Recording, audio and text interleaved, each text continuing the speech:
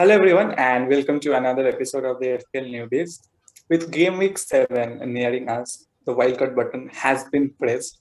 As we have already seen before the start of the series, that Game Week 7 to 8 was an ideal time for wildcarding. Another one was of course around Game Week 13 to 14. Now a game week 7 wildcard maybe could have been avoided considering there is the international break. But I know that if FPL Phoenix in defense, he had many liabilities. I mean, Shaw, Trent, Stufal, Eilish, all of them are injured. Like it happens very rarely that the entire defense has been flagged as injured. So naturally, he has pressed his wildcard button. And yes, it is before the international break. It is a bit of a risk, but then again, like game the fixtures are also favoring him. So we will see how he has set his team up for the upcoming game weeks. Over to you. So yeah, as FPL Arsa has mentioned, I'm I press the wildcard button. I know it's a risk before just before an international break, but last year also I pressed the wildcard button exactly in this situation. Like there was also the situation that after 6 to 7 game weeks there was an international break, and I played the wildcard before that break, and kind of it didn't like I was lucky at that time that it didn't costed a lot because like nobody was injured from my wildcard team after the international break, and kind of my ranks kind of got better after playing that wild card. So I'm not saying that luck will again favor, but it's like after 6 game weeks, my base team wasn't the best, and I didn't accumulate the points I hoped to accumulate, and my rank isn't at the best place too. So at this point, it's worth the gamble. And provided that game week 7, Chelsea has such good fixtures, and it's too hard not to like bring those like assets, Chelsea assets. Now I know they are now suffered two back-to-back defeats, one against City in the Premier League and another against Juventus in Champions League, but still with those fixtures coming up, I think Chelsea are still a genuine title contender, and they will be hoping to bounce back soon. So going straight to my team, in goalkeeper, I didn't change my goalkeeper. My goalkeepers are still Foster and Sanchez because I don't think right now a goalkeeper change is immediately needed. And in defense, I brought Rudiger and Alonso in my wildcard team. Marcel, I brought him on free transfer last week, and he gave the clean sheet points. And the week fixtures Wolves still have up front. I think having a Wolves defense now might, I don't know, it helps now. And Chelsea doubling defensive, I don't think it's like a really what to say, a risky tactic, because I think many people will be opting to follow this move because Chelsea are like a fourth at the back, and even though they considered a single goal in both the matches that they lost, I still think the fixtures coming up, the defense will find the time and shape to again get back to their old form. And Chilwell hasn't been in Tuchel's plan. I think Alonso is pretty much nailed on for the time being. I mean, I'm a jinx right now, but it's the form Alonso is in. He's now the highest scoring Premier League defender in FPL, so he's too good to turn back now. To turn back on.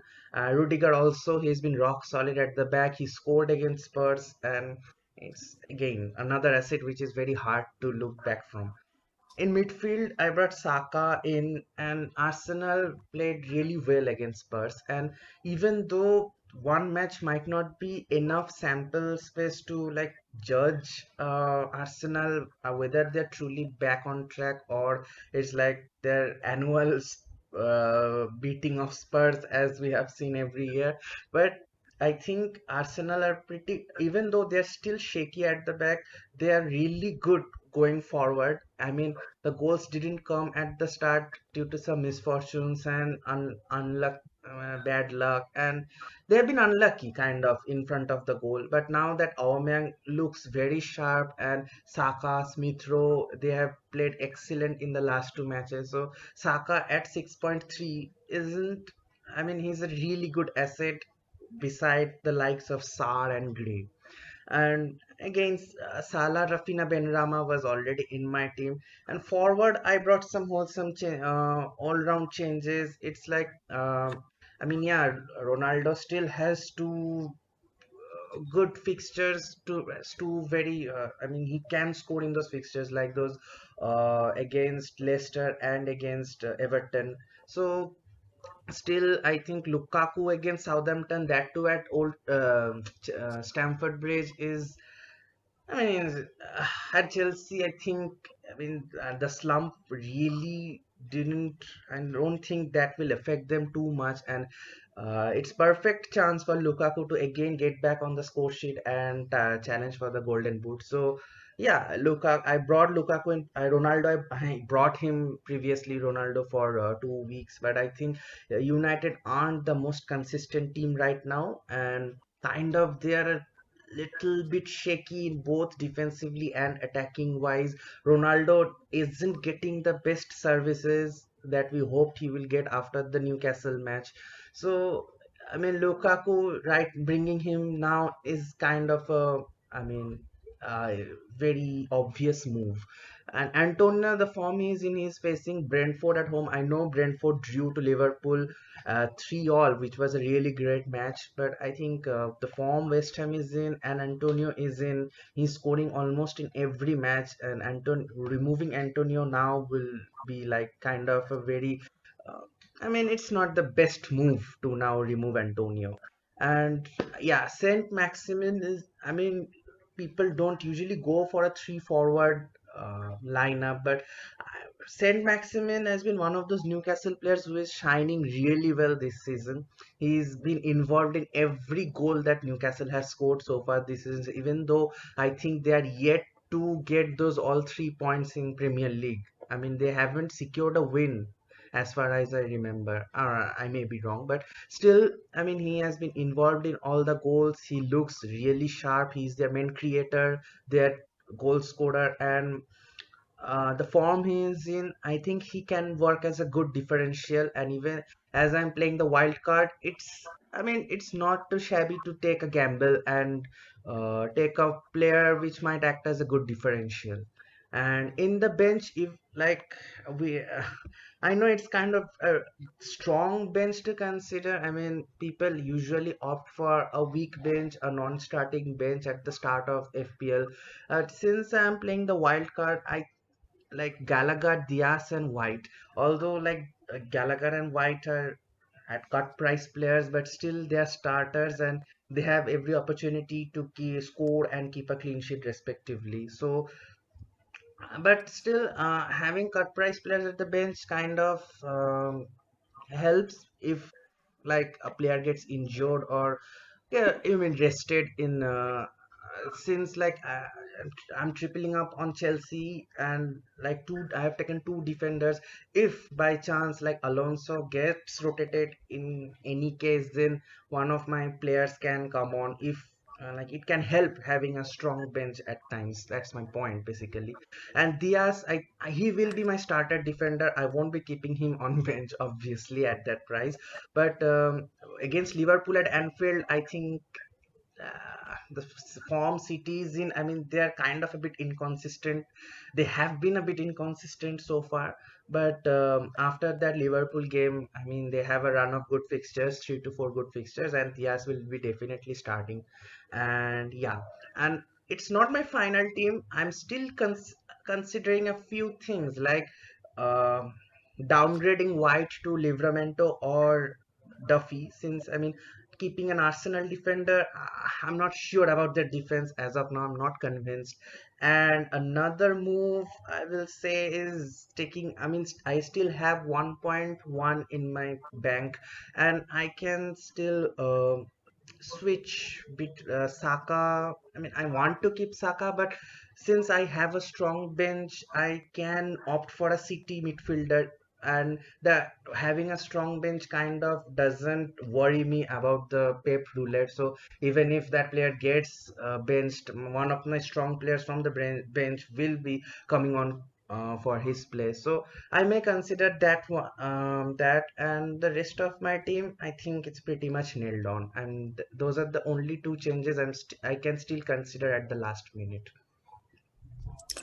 Yeah, I think overall the team looks fantastic. Like all the fixtures, like fixture wise on paper, the team looks solid for at least 7 to 8 game weeks. Like I don't think like you have to make a lot of changes in the coming weeks. And talking about Alonso, like this is a major concern, and I am kind of tensed about him because I also brought on Alonso in for sure to catch the price rise. Now the thing is, many Chelsea fans have been saying that they are almost certain that Chilwell will start. They presented some reasons for it. Mostly, they said that three factors will work for Chilwell to start. Firstly, they said that Alonso hasn't been performing that well in the past 2 to 3 game weeks. Secondly, they mentioned that he was substituted early in the last Champions League match. And lastly, they said that Alonso has been called up to the Spain squad while Chilwell hasn't been. So people are expecting that Chilwell will start and that Chilwell will become the first choice left back. Now, obviously, these are speculations. These are just like theories based on what they have seen. We don't know exactly what Tuchel would do, and there is a risk element. But I still believe that Alonso this season. I mean, Alonso, yes, yeah, he might be a bit on the downside for the past few game weeks. He has been good, so just I think he will be at least for a majority of time being still the number one. Yes, he will get benched occasionally. Chilwell Chilwell may start in the next game week in game week 7, but I don't think like that will be a pure indication that Chilwell is the number one or something like that. So, and as you said, you have a strong bench, so I don't think like there is too much concerning for you. Other than that, I think like a strong bench, as I said previously, also like it provides you a bit of a benching headache. But then if you like target the Chelsea and City midfielders, it also prevents you from any worry of having a Tuchel or Pep Roulette, because then you will have good players coming from the bench. So that is something that obviously you can target. Otherwise, I probably would have gone for Ramsdale, and I know like Ramsdale, it is not sure whether Ramsdale is nailed on, but he has done well.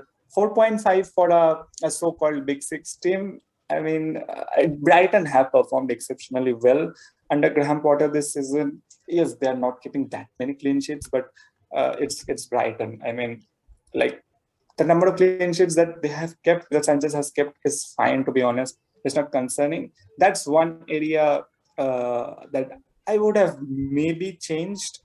Otherwise, I think the team looks absolutely fine, and I think Saint Maximin is a good pick. I think he's kind of been going under the radar because he has been listed as a forward this season instead of a midfielder. But as you said, I know like people don't want to go for a forward three lineup, but there are so many cheap forwards present this season, especially more options will be available to us in the future since BCL and Bamford are injured now. Exactly. But they will become fit. So a three forward lineup maybe something we will see in the near future. So And that will be yeah. yeah. Another factor that kind of supports Alonso, that Chelsea plays a three back, and Chilwell kind of is more accustomed to a four back formation. I don't think he has been the most comfortable in the three back formation, whereas Alonso is proper as a proper left wing back who loves the five back or three back, as we say, formation, and he kind of gets that space to run up front and doesn't need to like track back immediately, because he has players like Kovacic, Jorginho, Kante, or the center backs to cover for him.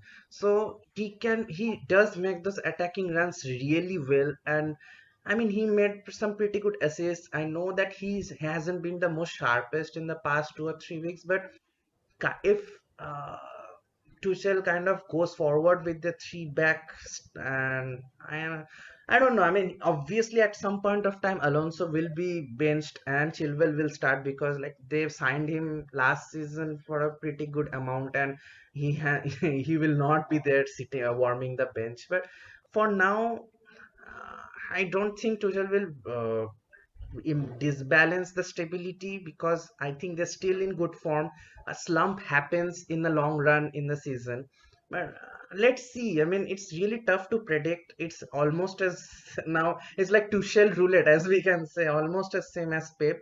Although you can still almost predict who can start and who cannot start by the trend that team goes by, and I mean, I will be betting for Alonso to start, for not only because I have him in my team, but also because I think they have a pretty solid first 11, which is like consistently starting in every Premier League. I think only the midfield gets shuffled from time to time, but the forward line and the back five or back three, as we say, kind of has remained the same. So let's see. Yeah, definitely. I mean, as you said, we can't predict. No one can predict. Like even Yeah, Chelsea fans, like who are hardcore Chelsea fans, they can't yeah, even yeah, predict. yeah. They can only like support their theories based on evidence. But I also think that if Chilwell becomes a starter suddenly, it will be kind of unfair to Alonso because he has done well. And as Exactly, you said, a slump happens. He has also earned himself a call up to the national team. So I mean, like benching him after that, it will be kind of unfair. But we'll have to see. exactly. And that's why I think having a good bench will be very crucial for you. Yes. Okay, so let's quickly now discuss our game week reviews and how we have performed. I'll be going over my team first. This game week, as you know, has been pretty poor for everyone. I mean, the average was less than 50, which just speaks for itself of the game week. Mostly it has been due to the, I mean, captaincy fail, kind of. I know Salah scored and Antonio scored, and people had them as captain, but still, like most people had Trent and Shaw, and both of them did not feature. I mean, sorry, Trent featured but did not keep a clean sheet. So people took a massive hit in their back, in their defense points, and in the forward lineup also. Like people who had Ronaldo captain also did not, it did not help their cause. I had 45 points. I will just quickly say the players and how much points they got. So I had Foster in goalkeeper. Foster 3 points, Sufal 2, Shaw nil, Rudiger 1, Salah 7, Rafinha 8, Greenwood 2, Jota 7, Ben Rama 3, Ronaldo captain 4, and Jimenez 8. Now in goalkeeper, I had played Foster because this was kind of a, like gamble, because obviously Batman is the starting keeper. He was injured, so I thought, why not? Newcastle scored. Honestly, I did not think they will, but then again, Watford haven't been that good in defense, anyways. It was okay. I mean, 3 points is fine. Defense underwhelming. I thought Chelsea Man City game will end in a draw 0-0, but Pep finally managed a victory over Tuchel. So that was kind of disappointing that Rudiger got only 1 point. Shaw nil. I mean, United has been very frustrating as a fan wise and FPL wise. So I shifted Shaw for Alonso this week, and I'll be looking to move my United assets soon because as a team, as a unit, that don't look convincing. Sufal, again, I mean, I'm glad Sufal did not keep a clean sheet because obviously Rafinha scored, and that was kind of unlikely because everyone was expecting Leeds not to score any goal because they were missing a lot of players. They were missing even Bamford. So it was kind of surprising that Rafinha scored. Sufal also has minor injury concerns, so that is something that I have to monitor. The midfield, Jota finally delivered, which was good. I mean, he could have had already returned in the past two games to an assist and a goal. So it was good to see him finally getting those points. In the forward line, also Jimenez. I mean, these players who had previously not returned for me, the fact that they returned in this low scoring game week gave me a total. I mean, I ultimately had a rank drop, but it was like 100K rank drop. So nothing major. And this was mainly because of Jota and Jimenez, who finally delivered after. Like it feels so long, but it has only been like 3 game weeks. So my total was 45 points. It was a okay game week. I'm not like too concerned on anything, but I'll be looking to shift the United assets soon. So let's quickly go over your take now. I mean, do I have to talk about my team? It was a nightmare week, absolutely nightmare. Only obviously the top performers from my team were Marcel, who kept the clean sheet. I brought him for the clean sheet, and he kept the clean sheet. Salah, 7 points. Gallagher, I mean, he's a differential option, but didn't act much of a differential. But yeah, indeed, say kind of saved some kind of face in of the teams with those assist points to Zaha. And Antonio, again, late winner, scored the goal, I think he scored the winning goal. Yeah, scored the winning goal. And I kind of want to look away from my bench. I benched Rafinha because I thought he was injured with the hip injury and everything. And again, like he faced West Ham, and as you said, that Leeds had so many issues with the team. Really didn't think that Leeds will actually get a chance to score, but Rafinha scored a really good goal and got 2 bonus points. Uh, I mean, sorry, 1 bonus point. I think he got. I exactly don't remember, but I mean, it was just a bad day. Again, I benched Regulon. Arsenal were 3-0 up.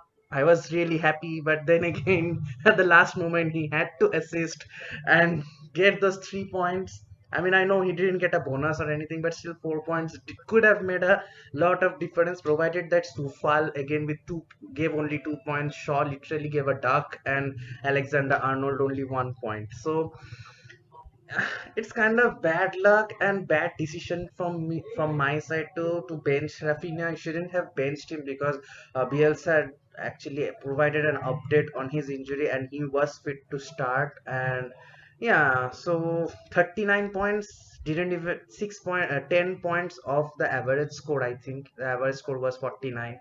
It was really bad, and uh, obviously massive rank drop, and for more reasons for me to play the wild card. I mean, I know it's kind of it would feel that it's a knee-jerk reaction just because this was my first massive rank drop of this season. But not it's not only that, there's so many injuries, as you said, that Alexander Arnold, Shaw, Sufal all had flags on them. And I mean, I had to bring some major changes, a haul in my team to freshen things up. I mean, I had a really average, and I felt that I had a really average and normal team. Like, even if Greenwood and all scored, it couldn't have made a lot of difference because most of the players are highly owned, and I had to take a I'm obviously taking a gamble by selecting a lot of uh, not a lot of differentials, but a few differentials. But uh, I mean, it can backfire, and all, and if it kind of hits, then it will hit. I mean, it will work really well. So there's no in middle. There's always the extremely good or extremely bad. So let's see. Fingers crossed for game week 7. And if anyone else has played the wild card, good luck to you too. Yeah, definitely. As you said, it was just a week to forget. Overall, also the score was really low, and it was just a great week to wildcard. So it's definitely not a major reaction. Yeah. So yeah, I think that's good enough for today. And good luck to everyone on their upcoming game week 7. And thank you for watching. Thank you, guys.